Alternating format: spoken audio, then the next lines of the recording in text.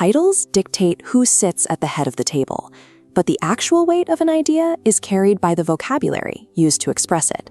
People respond to the precision and clarity of the message itself. Many of us unconsciously pad our sentences with weak language. We insert filler words to soften the blow of our opinions.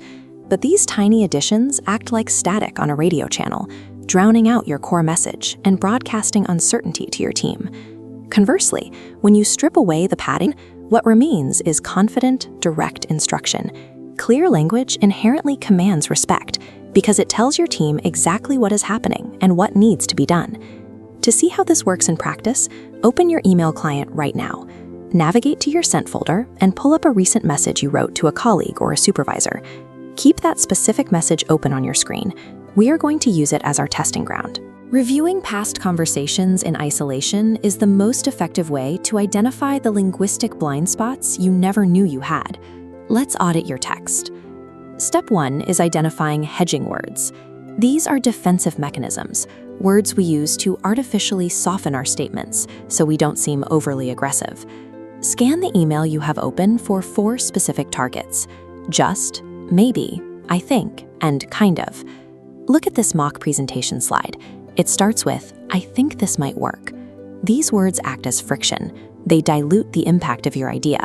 By injecting doubt into your own sentence, you are signaling to your team that you lack conviction in your own proposal. The strategy here is simple replacement. Swap those deleted weak words with definitive action verbs. Now the sentence reads, this approach will deliver. A common anxiety here is that removing softeners makes you sound rude or arrogant, but clarity is not arrogance. Removing hedges creates a stable, direct foundation. When you speak in absolutes about your work, you give your team a firm directive they can trust. That brings us to the second category of weak language, the reflexive apology. There are 3 professional scenarios where you should never apologize: having baseline resource needs, asking clarifying questions, or contributing new ideas. When you apologize without having made a real mistake, you artificially place yourself in a subordinate position before the other person has even finished reading the first sentence. Consider this standard email draft. Starting a message with, "Sorry to bother you, but could we talk about the budget?" is an incredibly common reflex. We fix this by physically extracting the apology. Highlight the apology and delete it. Now reframe the opening to focus purely on the objective and the value you are bringing to the table. Can we discuss the budget? I have some insights to share.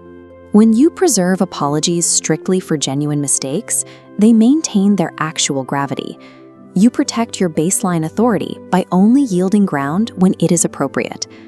Let's apply these rules in real time. This comparison table shows how you can translate weak phrases during verbal meetings. Instead of trailing off with, "I just wanted to share," you state directly, "Here's what I found." The exact same logic applies to written collaboration. You drop the apologetic intro and replace it with a clear request. I need your input on. To make this permanent, you need to implement a mechanism called pause and rephrase. The mechanics are straightforward. Enforce a mandatory 1-second delay the moment you feel a weak word creeping into your mind. Stop typing or stop speaking for 1 full second. Use that brief delay to run your intended statement through the direct translation formulas we just covered. This deliberate daily friction forces a break from old patterns. It is how you move past the intellectual understanding of these rules and start applying them naturally in high-stakes conversations. Look back at the personal email you opened at the start of this session.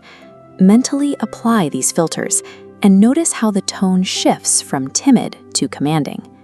This audit comes down to a simple checklist. First, eliminate the hedging words that dilute your ideas. Second, save your apologies for real mistakes. And finally, be direct and specific to build trust with the people you work with. Your challenge for today is to take this stripped-down, confident vocabulary and apply it to your very next professional interaction. When you consistently speak with clarity, your team spends less time decoding your intent and more time executing your ideas. These small shifts in phrasing build a reliable foundation of professional trust.